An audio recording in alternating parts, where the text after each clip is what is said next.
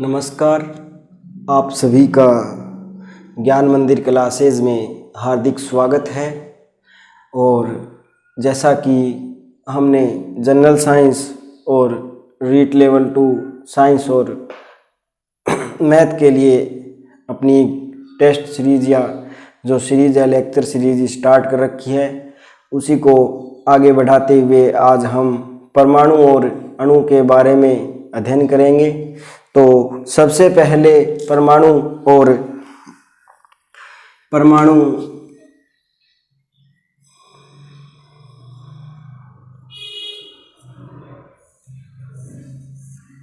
शब्द जिस प्रकार से प्रत्येक ब्रह्मांड की जो प्रत्येक चीज़ होती है वो द्रव्य से बनी होती है, उसी प्रकार से प्रत्येक वस्तु होती है, उसके अंदर जो सबसे छोटा कण होता है वह परमाणु बताया जाता है। वह सबसे छोटा कण परमाणु होता है। इस परमाणु की जो खोज थी या जो सिद्धांत था वो अलग अलग वैज्ञानिकों ने अलग अलग रूप से दिया।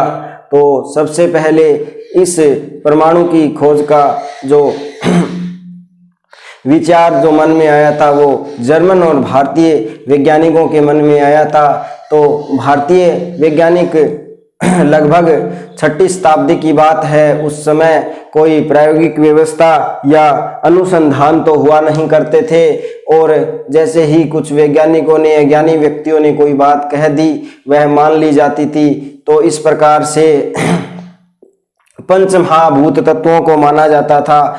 पंच महाभूत तत्वों के अंदर पंच महाभूत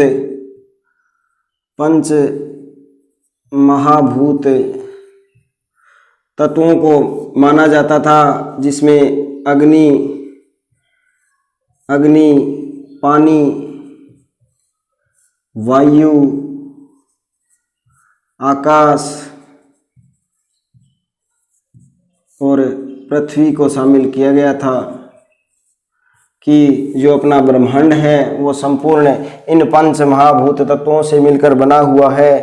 ऐसा उस समय यानी 6वीं शताब्दी तक माना जाता था। लेकिन 6वीं शताब्दी में एक दार्शनिक हुए जिसका नाम महर्षि कणाद था। तो महर्षि कणाद ने बताया कि जो संपूर्ण ब्रह्मांड होता है वो 4 महाभूत तत्वों से बना हुआ माना जाता है, अर्थात उसमें आकाश को सम्मिलित नहीं किया गया था, अर्थात इन 4 महाभूत तत्वों से बना हुआ माना जाता था। और महर्षि कणाद ने बताया कि जो परमाणु होता है वो इस प्रकार से होता है कि यदि किसी पदार्थ को हम टुकड़े करते जाएं और अंत में एक ऐसा टुकड़ा प्राप्त होता है जिसके हम और अधिक टुकड़े नहीं कर सकते या उसे और अधिक भागों में विभाजित नहीं कर सकते, तो उस अंतिम जो भाग हमें प्राप्त होता है उसे हमने परमाणु नाम दिया।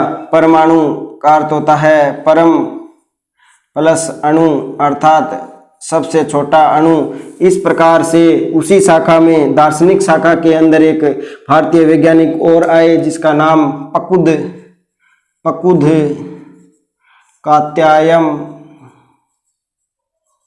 कात्यायाम बताया जाता है। इन्होंने भी बताया कि किसी परमाणु के सूक्ष्म भाग किए जाए तो परमाणु होता है वो संयुक्त अवस्था में नहीं रहता है, अर्थात उसे और अधिक टुकड़ों में तोड़ा जा सकता है। लेकिन उस समय जो हमारे पास वैज्ञानिक उपकरण या कोई अनुसंधान नहीं होने के कारण इनकी बातों को गलत मान लिया गया और महर्षि कणाद की बात को परम सत्य माना गया कि परमाणु होता है उसे और अधिक टुकड़ों में नहीं तोड़ा जा सकता। लगभग 5वीं शताब्दी में इसी समय जर्मन के अंदर वैज्ञानिक थे डेमोक्रिट्स और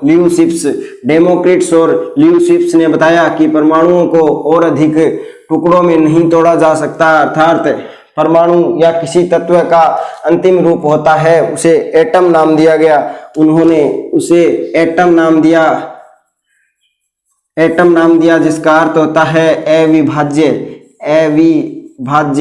अर्थात परमाणु होता है उसे और अधिक टुकड़ों में नहीं तोड़ा जा सकता और उसका अंतिम रूप होता है वो एटम होता है। इस प्रकार से जर्मन और भारतीय वैज्ञानिकों ने लगभग 6वीं शताब्दी के अंदर ही बता दिया था कि परमाणु इस प्रकार से एक शब्द होता है या परमाणु किसी पदार्थ का वह भाग होता है जिसके और अधिक हम टुकड़े नहीं कर सकते हैं। और लगभग उसी समय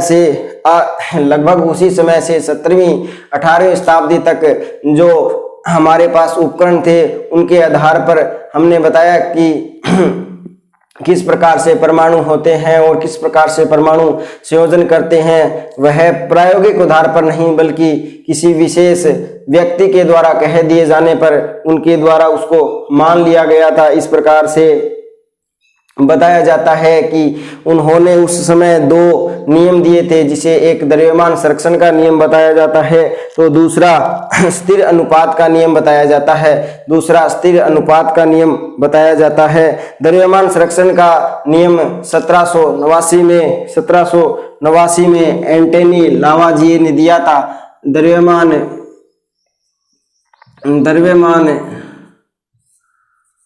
संरक्षण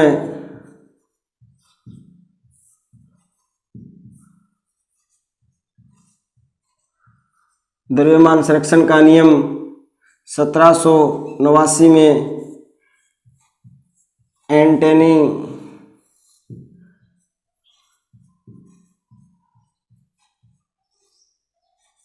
लावाजिए ने दिया था और इन्होंने बताया था कि किसी पदार्थ के अंदर जो द्रव्यमान होता है उसको हम न तो संरक्षित कर सकते हैं न ही उसके अंदर और मिला सकते हैं, अर्थात किसी परमाणु का जो द्रव्यमान होता है वो समान रहता है, अर्थात किसी अभिक्रिया के अंदर उत्पाद और अभिकारक की जो मात्रा होती है वो समान होती है। इस प्रकार से द्रव्यमान संरक्षण का नियम लगभग 18वीं शताब्दी के अंदर बताया गया था। दूसरा नियम दिया गया था स्थिर अनुपात का नियम। या यूं कहिए कि जिस प्रकार से कोई परमाणु अणु का निर्माण करता है उसके अंदर जो दो परमाणुओं का जो अनुपात होता है वह स्थिर होता है। इस प्रकार से स्थिर अनुपात का नियम दिया गया। स्थिर अनुपात का नियम 1799 के अंदर जोसेफ लुई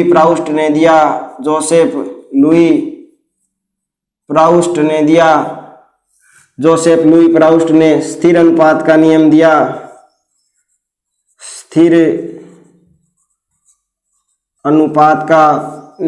और उन्होंने बताया कि किसी अभिक्रिया के अंदर या किसी प्रक्रिया के अंदर यदि कोई अणु का निर्माण होता है तो उसके अंदर जो परमाणु होते हैं उनका जो अनुपात होता है वह स्थिर रहता है। इसे स्थिर अनुपात का नियम इसी कारण कहा जाता है। एग्जाम्पल के रूप में यदि हम जल के एक अणु की बात करें तो जल के एक अणु के अंदर 2 हाइड्रोजन परमाणु होते हैं और 1 ऑक्सीजन परमाणु मिलकर के जल के एक अणु का निर्माण करते हैं, अर्थात ये 2:1 होता है। इस प्रकार से ये अनुपात होता है वह स्थिर रहता है, अर्थात जल के जो अंदर अणु होते हैं उसके अंदर परमाणु होते हैं, हाइड्रोजन और ऑक्सीजन के जो परमाणु होते हैं उनका अनुपात होता है वह स्थिर रहता है। इस प्रकार से लगभग 18वीं शताब्दी तक हमने 2 नियमों के आधार पर संपूर्ण रसायन विज्ञान को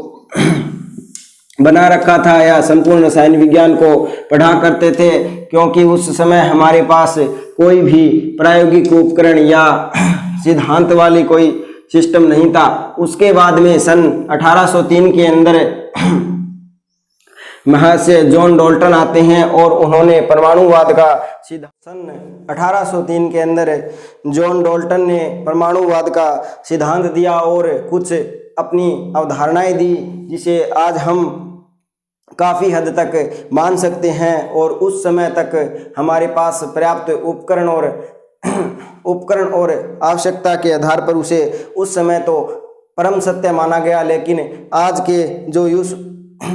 जो हम पढ़ रहे हैं, रसायन विज्ञान पढ़ रहे हैं, भौतिक विज्ञान पढ़ रहे हैं, उसके अंदर लगभग बातें तो जॉन डाल्टन ने सही बताई थी, लेकिन एक आध बात होती है जो जॉन डाल्टन ने सही नहीं बताई थी। और अब हम एक एक करके जॉन डाल्टन की जो बातें होती है उनमें से कुछ एक पढ़ने की कोशिश करते हैं। एक पहली बात जॉन डाल्टन ने बताई कि परमाणु होता है, परमाणु स्वतंत्र अवस्था में रहता है, स्वतंत्र अवस्था में रहता है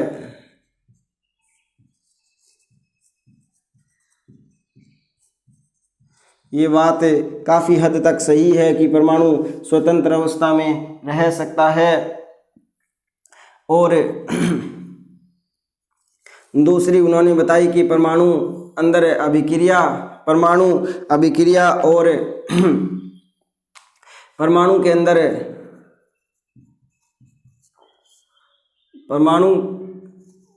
परमाणु के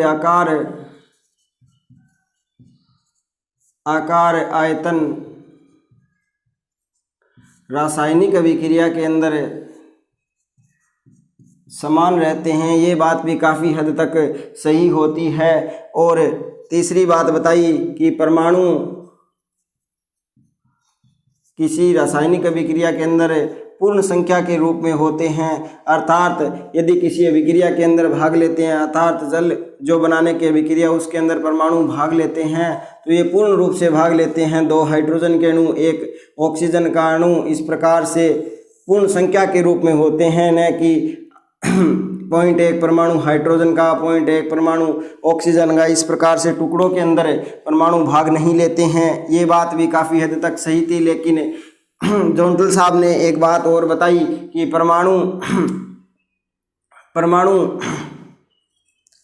परमाणु को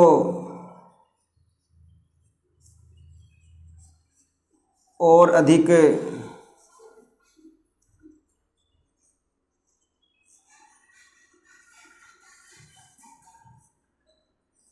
भागों में विभाजित